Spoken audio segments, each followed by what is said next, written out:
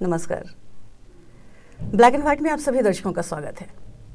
जैसा कि आप सभी को मालूम है कि एफडीआई का भूत संसद से उतरकर सड़क पर आ चुका है।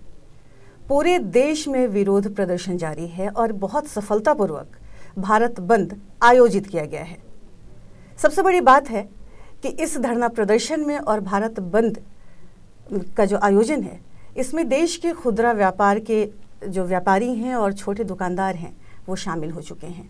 क्योंकि इन्हें ये मालूम हो चुका है अभी तक राजनीतिक बयानबाजियों से या एफडीआई के प्रत्यक्ष जो निवेश की बात की जा रही है, विदेशी निवेश की बात की जा रही है, उससे जो नुकसान हो रहा है इनका या होने वाला है, इससे ये वाकिफ़ हो चुके हैं। डॉक्टर मनीष हमारे साथ हैं, चौथी दुनिया के एडिटर कोऑर्डिनेटर, और ये हमें बताएंगे कि क्या इसके लाभ हैं और इसके क्या नुकसान हैं। जी देखिए, पहले राजनीति से शुरू करते हैं। जी बंद जो है सक्सेसफुल नज़र आ रहा है। 10,000 से ज़्यादा जो ट्रेड यूनियंस हैं, जिसमें व्यापारी छोटे बड़े सब शामिल हैं, वो इसमें शामिल हैं और हर तरफ जो है वो टेलीविज़न पे दिख भी रहा है। दूसरी बात बड़ी इम्पोर्टेंट जो अभी हुई कि प्रधानमंत्री ने तृणमूल कांग्रेस और डीएमके से मुलाकात की। इन लोग अपने काउंटिंग में लगे हुए हैं कि आज लगातार 7वां दिन जो है वो पार्लियामेंट में बाधित रहा, कोई काम नहीं हुआ, अपोजिशन मानने को तैयार नहीं है। तो मुझे लगता है कि सरकार उस पर वोटिंग कराने के ऊपर जो है मूड बना रही है। एक तो उसी संदर्भ में प्रधानमंत्री आज तृणमूल कांग्रेस और डीएमके फेंस सीटर नज़र आ रहे हैं। अभी अगर वो कांग्रेस के साथ चले जाते हैं तो एफडीआई के ऊपर जो है पार्लियामेंट में सरकार की जो है जीत हो जाएगी। लेकिन जैसा कि मैं पहले भी कहता आया हूँ, पॉलिटिकल कंसेंसस अगर देश में नहीं बनता, पार्लियामेंट अगर नहीं चलता, विपक्षी अगर नहीं मानते, तो इसकी जिम्मेदारी विपक्ष की नहीं है। पार्लियामेंट बाधित हो रहा है, वहाँ पे हंगामा हो रहा है, वो चलने नहीं दिया जा रहा है, इसके लिए बीजेपी जिम्मेदार नहीं है, इसके लिए सरकार जिम्मेदार है जी। क्योंकि बहुत सारे लेवल पे एक तो आपका एटीट्यूड जो है तानाशाह वाला है, हम फैसला कर लेंगे, आपको जो करना है करो। एक दूसरा, आपके पास लीडरशिप ही नहीं है जी। You don't have leaders. विपक्ष को मनाना तो दूर, आप एलआई के साथ बैठ के मीटिंग कर रहे हो कि प्लीज देख लो, एफडीआई का मामला आएगा तो सरकार के साथ वोट देना। उन पार्टियों से आप इस तरह से बातचीत कर रहे हो जिनके लोग आपकी सरकार में मंत्री हैं जी। ये कैसा कोalition है कि हर इशू में कोalition टूट जाता है। एक मुद्दा आता है, कोalition खचाखच गिरने लगता है। जी। पेट्रोल के ऊपर वही हाल, महंगाई के ऊपर वही हाल, काले धन के ऊपर वही हाल, एफडीआई के ऊपर वही हाल जी। तो ये जस्टिफाई करता है विपक्ष की इस मांग को कि आप कहते हो कि सरकार का एग्जीक्यूटिव डिसीजन है और सरकार जो है एग्जीक्यूटिव डिसीजन ले सकती है, इसके लिए हर चीज को पार्लियामेंट में डिबेट करना, डिस्कशन करना जरूरी नहीं है। लेकिन the way you are meeting and convincing your own ally, तो उससे वो आर्गुमेंट सॉलिड बनता है, विपक्ष की मांग जो है वो जायज होती है कि इस पे वोटिंग होना जरूरी है। क्यों आपके एलाई आपके साथ इस डिसीजन में नहीं है, मतलब ये सरकार माइनॉरिटी में है, और ये सरकार जब माइनॉरिटी में है तो फिर कैसा कैबिनेट, कैसा प्रधानमंत्री, कैसी सरकार। नहीं, बिल्कुल सही आप कह रहे हैं। कल भी जैसा कि हम लोगों ने बात की थी कि जो स्थिति परमाणु मसले के मुद्दे पे हुई थी कि सरकार दांव पे लग गई थी, फिर भी सरकार ने अपनी मर्जी की, लेकिन उस समय भी वोटिंग हुई, बहस हुई, और ठीक है, वाम दल फिर भी नहीं माने और कैश फॉर वोट भी हुआ। कैश फॉर वोट भी हुआ, वो खरीदे गए और वो जो है सरकार की तरफ से जो लोगों को जो है वो इकट्ठा किया गया और क्रॉस वोटिंग भी हुई। तो ये भी एक इतिहास है। तो ये सरकार जो है उसके लिए भी तैयारी कर रही होगी, गॉड नोज। लेकिन ये तो किसी भी पॉलिटिकल सेंस से बाहर जा रहा है मामला। एक और महत्वपूर्ण बात, इम्पॉर्टेंट इसलिए है कि ये सरकार माइनॉरिटी में आने का खतरा है, जी, सरकार गिरने की कगार पर है। और यूपीए की चेयरमैन साइलेंट है, बिल्कुल चुप हैं। आज भी प्रधानमंत्री निवास पर जो कोर ग्रुप की बैठक हो रही थी, वहाँ सोनिया गांधी मौजूद हैं, लेकिन उन्होंने इस मसले पे नहीं बोला। और वहीं दूसरी तरफ बड़ी ये आश्चर्यजनक चीज़ है कि संसद में भ्रष्टाचार का मसला उठाया जाना चाहिए। मैं यही, आपने जैसा कि कहा कि ये चीज़ फिलहाल समझ में नहीं आ रही है, मैं आपको इसलिए ये बातें बता रही हूँ कि चूंकि मैं कुछ लोगों के साथ कल शाम में बैठी थी। जी, कांग्रेस का टेक्निक क्या है? कांग्रेस का टेक्निक बहुत ही सिंपल रहता है, इसमें ज़्यादा समझने की जरूरत नहीं है। जितना सरकार अच्छा काम करती है, जी, जहाँ जहाँ आप चुनाव जीतते हो, उसके लिए सोनिया गांधी, राहुल गांधी जिम्मेदार, और जहाँ जहाँ गड़बड़ियाँ होती हैं, जहाँ जहाँ आप फेल करते हो, जहाँ जहाँ आप चुनाव हारते हो, उसके लिए मनमोहन सिंह जिम्मेदार। ये बेसिक ये है। तो ये लोग हमेशा, गांधी परिवार के लोग, कांग्रेस के महान नेता लोग, ये उसको उस तरह के स्पेस में रखते हैं कि सो दैट कि एक बार स्थिति क्लियर हो जाती है कि भाई अब इस पे ये स्टैंड लिया जा सकता है, तो पीछे से कोई पत्रकार के जरिए, एक्सक्लूसिव रिपोर्टर्स, एक्सक्लूसिव एडिटर्स के जरिए, टीवी चैनलों के जरिए ये खबर फैला दिया जाता है कि ये जो हो रहा है वो सोनिया गांधी की वजह से हो रहा है, और जो नहीं होना चाहिए था उसमें मनमोहन सिंह अड़े हुए थे। तो ये इस तरह की बातें, और ये पूरा जो नेटवर्क जो है, दिस इज हाउ मीडिया जो है वो टफ सवाल कांग्रेस की लीडरशिप से नहीं करती। अब इतना बड़ा टर्मोइल है, ये हमारा अधिकार है बेसिकली, बिल्कुल, कि नेशनल पार्टी के जो अध्यक्ष है वो हमें बताए कि what is your stand, whether you want your FDI in retail sector or not, forget about government. जी, ये आपकी जिम्मेदारी है, और एज ए वोटर ये हमारा अधिकार है कि आप हमें ये बताएं कि आपकी पार्टी कहाँ खड़ी है। तो ये एक दूसरा मामला है। तीसरा मामला जो बहुत ही ज़्यादा पेचीदा होते जा रहा है, जैसा मैंने कल बताया था कि महान महान इकोनॉमिस्ट इस देश में जो है कैबिनेट में भी हैं और प्लानिंग कमीशन में भी हैं, और आज जो है कुछ आंकड़े जो हैं जी, वो हर अखबारों में है, नेट पे भी है जी, उसको देखिए। इसको देख करके मैं ये कह सकता हूँ कि हिंदुस्तान जो है मंदी के दौर में घुस गया है। जी, अब सारा चीज जो है वो मामला जो है बद से बदतर होते चला जाएगा, और उस पर से इस तरह का प्रोटेस्ट, जिस तरह से आज पूरे देश में जो है बाजार जो है वो बंद, लोकपाल को लेकर के फिर बंद, महंगाई को लेकर के फिर बंद, आंदोलन, बेसिकली है क्या, दिस गवर्नमेंट, यूपीए सरकार ने इस देश को जो कहते हैं ना कि we are in a mess. कुछ लोग अलग लोकपाल को लेकर के ड्रामा कर रहे हैं। आप जो काम कर रहे हो उसमें आपकी माने जो पब्लिक सपोर्ट है वो उड़ता चला जा रहा है। आज आपने एक काम किया जो जिसको कह सकते हैं कि face saving act, rescue mission जो है कांग्रेस का अब शुरू हुआ है, और रेस्क्यू मिशन जो है वो प्लानिंग का हिस्सा नहीं होता। अगर प्लानिंग आपका सही सही चल रहा है, अगर मान लीजिए कि भाई एक साजिश के तहत जो है एफडीआई को लाया गया है, तो आप ये काम नहीं करते जो आज सवेरे से कर रहे हो। आज सलमान खुर्शीद ने कहा कि कैसे वोट बैंक कि मुसलमानों को रिजर्वेशन देने के लिए जो है हम विचार कर रहे हैं। अच्छा, मुबारक हो, आपने अब तक विचार करना शुरू कर दिया।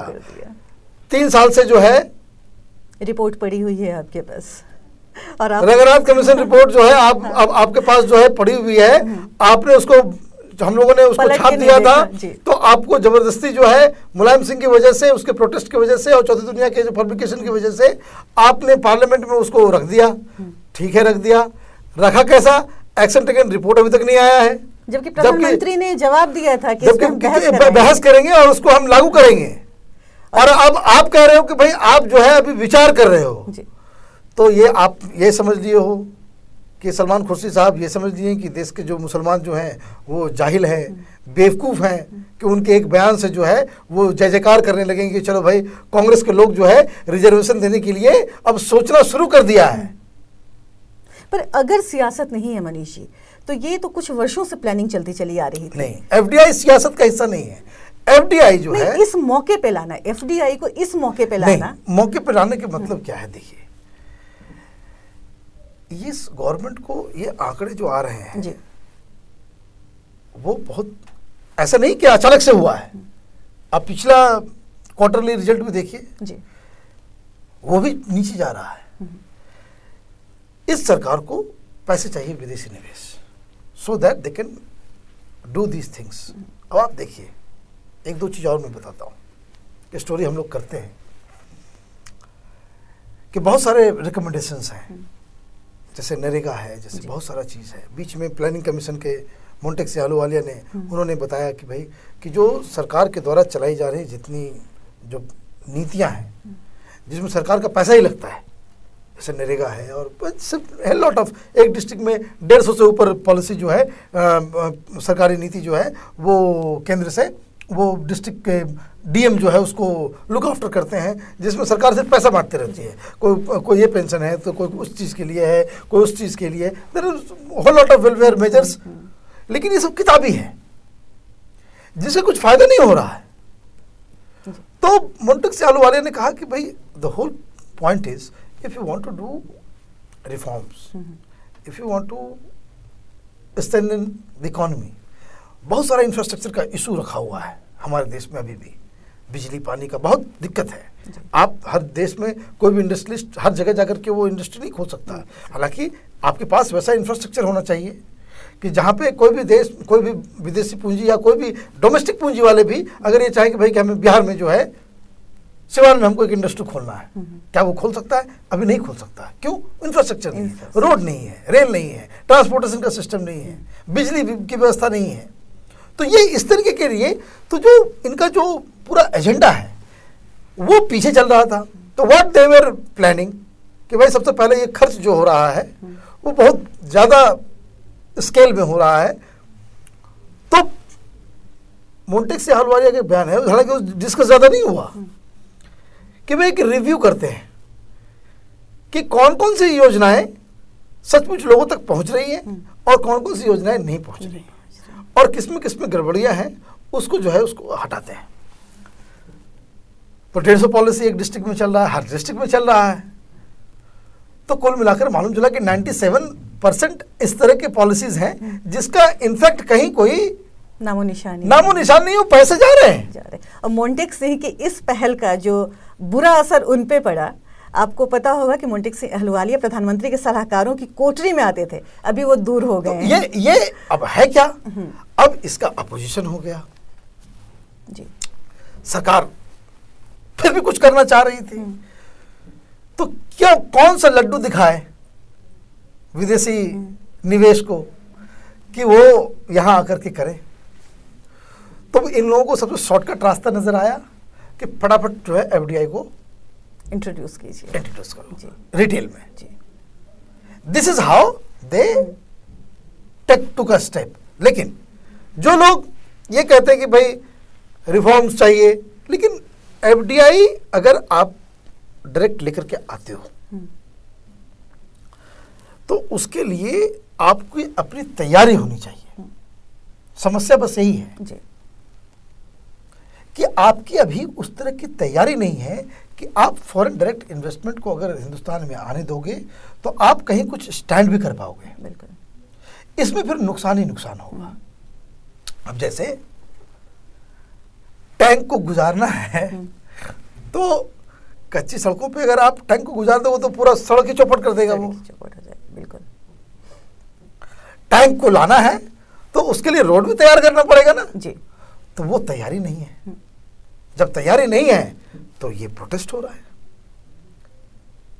कल बहुत सारे मित्रों ने हमारे इसको देख करके, डिबेट को देख करके उन लोगों ने कमेंट किया कि चाइना में फायदा हो रहा है, चाइना का जो है वो तो बहुत ही बड़ा डिबेट है कि चाइना में एफडीआई आने से फ़ायदा हो गया और हिंदुस्तान में एफडीआई आएगा तो घाटा हो गया। तो ये समझने वाली बात ये है कि चाइना में अनऑर्गेनाइज सेक्टर बहुत ही मिनिस्क्यूल है, बहुत कम है, जो है ऑर्गेनाइज ही है। बिल्कुल। जब लिबरलाइजेशन वहाँ नहीं हुआ था तो सब कुछ सरकारी था, तो वेल ऑर्गेनाइज था। ऐसे भी अवाम विचारधारा का देश है और अनऑर्गेनाइज हो ही नहीं सकता। और हिंदुस्तान में अनऑर्गेनाइज सेक्टर है। ये बहुत बड़ा फासला माने जो दोनों के मॉडल में जो है वो डिफरेंस करता है। तीसरी बात, जो रिटेल मेगा रिटेल पहले भी थे वहाँ पे जी, जो बड़े बड़े जो है वो सरकारी थे। नहीं, और खान पान की आदतें भी तो अलग है ना दोनों देशों की। तो मेगा रिटेल से उनका काम और चलता दूसरी था। बात, जो उनका अलग पूरा सिस्टम ही अलग है, परिवेश अलग है, तो सिस्टम वो मॉडल यहाँ पे लागू नहीं होता। तो ये बातें हुई। दो तीन बातें और जो एफडीआई के संदर्भ में है कि ये मिस्ट्री जो है, आप बहुत पॉलिटिकल सर्कल में रहती हैं, ये मिस्ट्री पता करने की जरूरत है जी। कि वो कौन सा प्रेशर है, वो कौन सा लालच है, प्रलोभन है, या एजेंटगिरी जिसको कह सकते हैं। आखिर क्या बात है कि ये सरकार जो है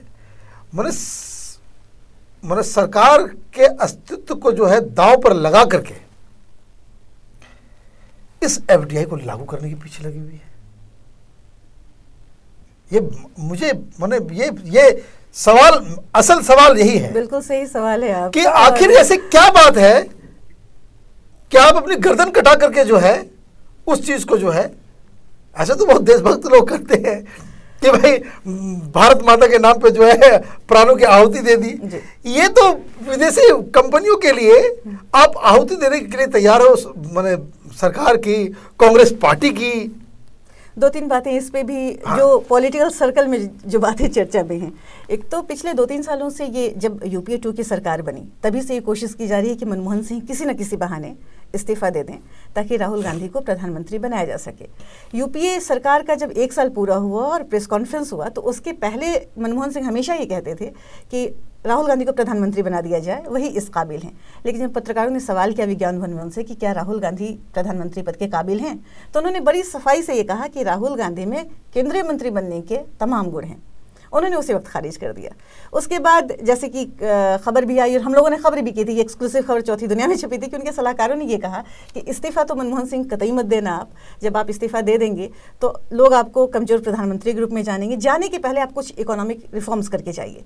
उदारवादी प्रधानमंत्री माने जाते हैं, आर्थिक सुधारक माने जाते हैं, तो दुनिया में ये संदेश जाए कि आपने देश का भला किया। ये दूसरी बात। तीसरी बात ये रही कि मनमोहन सिंह को चूंकि हटाने की हमेशा ये कोशिश होती रही, चिदम्बरम के जरिए और भी दूसरे जो घोटाले हुए उनका आरोप लगाया जाता रहा। आप एक बात गौर कीजिए मनीष जी कि भाजपा हमेशा ये आरोप लगाती थी मनमोहन पे, कठपुतली प्रधानमंत्री। आजकल भाजपा कठपुतली शब्द का इस्तेमाल करना भूल गई है, क्योंकि भाजपा भी ये समझ गई कि अगर कठपुतली प्रधानमंत्री का तमगा लगा के मनमोहन सिंह से इस्तीफा ले लिया जाएगा तो राहुल गांधी प्रधानमंत्री बन जाएंगे। तो राजनीतिक हलकों में जो चर्चा है वो ये है कि चूंकि 2G स्पेक्ट्रम मामले में भाजपा ने अपनी गर्दन फंसा ली ये कह के कि आप 2003 से आप इसकी जांच कीजिए, लिहाजा प्रमोद महाजन जैसे दिग्गज भाजपा के नेता वो इसकी पकड़ में, इसकी जद में आ गए। अगर जांच होती है तो उनका नाम आ ही चुका है, 1-2 और लोगों के भी नाम इसमें आ सकते हैं।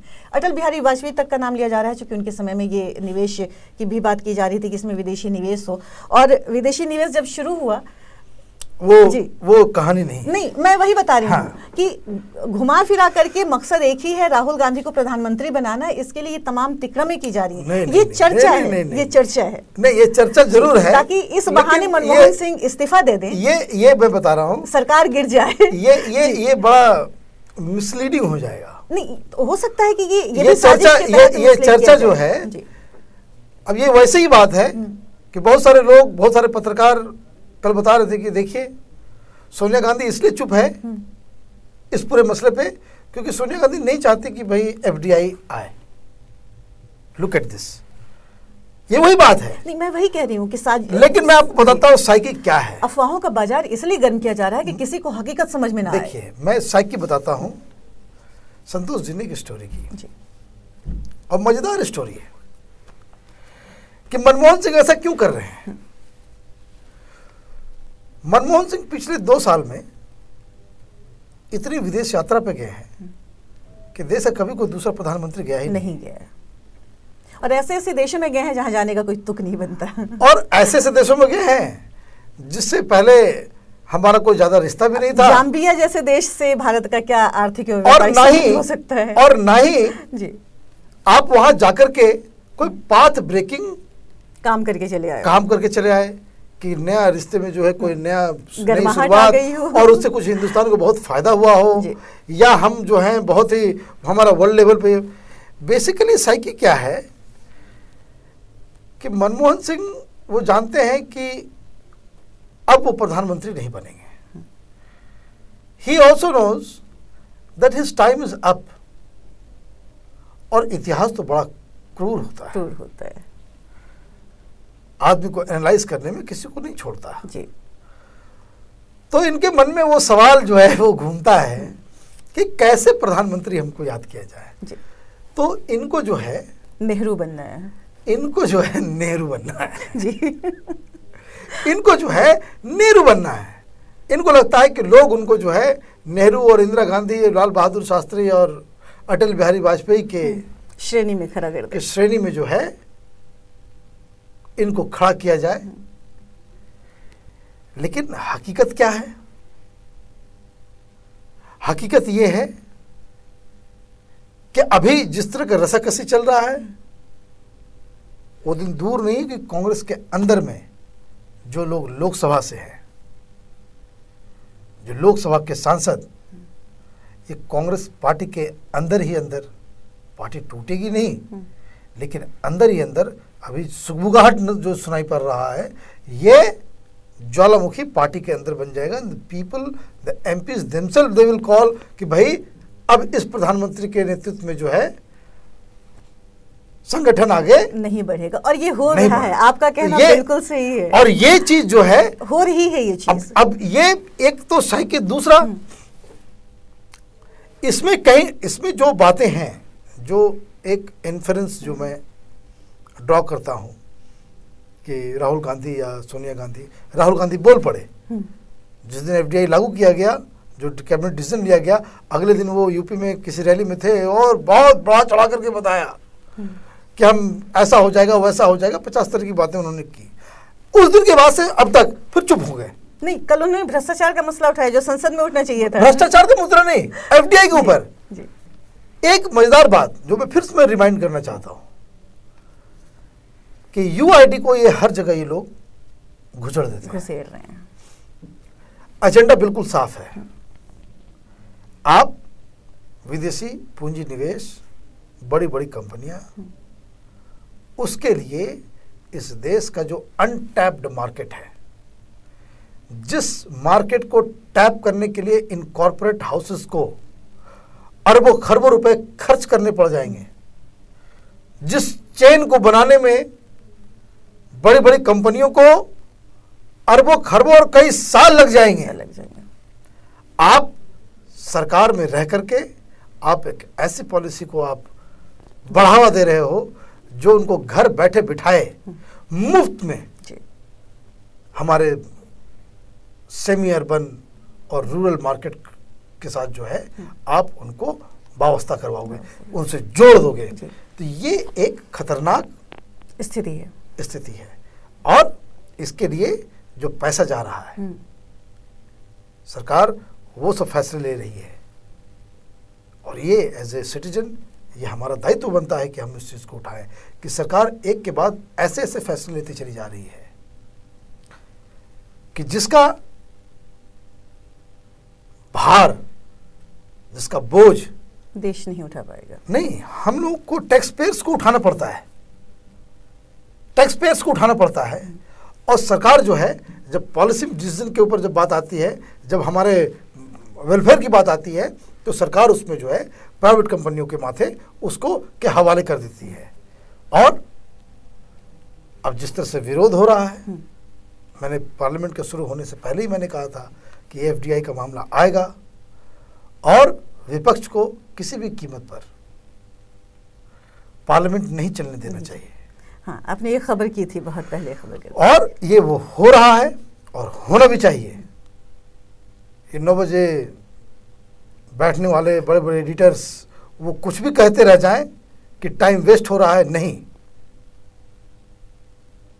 लाखों करोड़ों लोगों के जो है कि पेट पे लात मार करके पार्लियामेंट चले, नहीं चलना चाहिए। एक दूसरी बात, और जब प्रेशर बनता है तो देखिए सरकार क्या करती है और किस तरीके से कंपनियां जो है अपने नॉर्मल पोजीशन पे आ जाती है। एक सप्ताह के अंदर 2 बार पेट्रोल के दाम कम कर दिए, क्यों कर दिए गए? दलील ये दी गई कि चूंकि विश्व बाजार में कीमतें कम हो गई तो हैं। जिसमें बढ़ाए थे उसमें थे क्या, मैंने उसमें क्या बढ़ गया था? ये तो बताएंगे नहीं। ये मैं बता रहा हूँ कि पिछले 3 बार जो कीमत जो बढ़ाया गया, हर बार वहाँ कीमत जो है नीचे गया है, यहाँ आपने बढ़ा दिया जी। और अभी जो है कुछ नहीं हो रहा है तो आपने नीचे घटा दिया। ये कैलकुलेशन पहले कभी नहीं हुआ। ये क्यों हो रहा है? ये इसलिए हो रहा है कि सरकार चारों तरफ से घिर गई है और ये जो मुसीबत है ये दलदल के माफिक है। ऐसा दलदल जिसके अंदर ये लोग फंसे हुए हैं, न कोई योजना न कोई प्लानिंग, और जितना ये हाथ पैर मार रहे हैं अगले दिन कहीं न कहीं से कुछ वैसे सुगुबा बैठे बैठे जो है एक रॉकेट जो है निकलता है बिना आवाज के और नई मुसीबत जो है खड़ी हो जाती है। डॉक्टर मनीष ने बहुत पहले ही एफडीआई पे भी और यूआईडी पे भी चौथी दुनिया में ये खबर लिखी थी, जिसमें साफ तौर पे इस बात के इन्होंने संकेत दिए थे, बल्कि एक तरह से घोषणा की थी कि ये देश के लिए कितनी बड़ी मुसीबतों का सबब बन सकता है।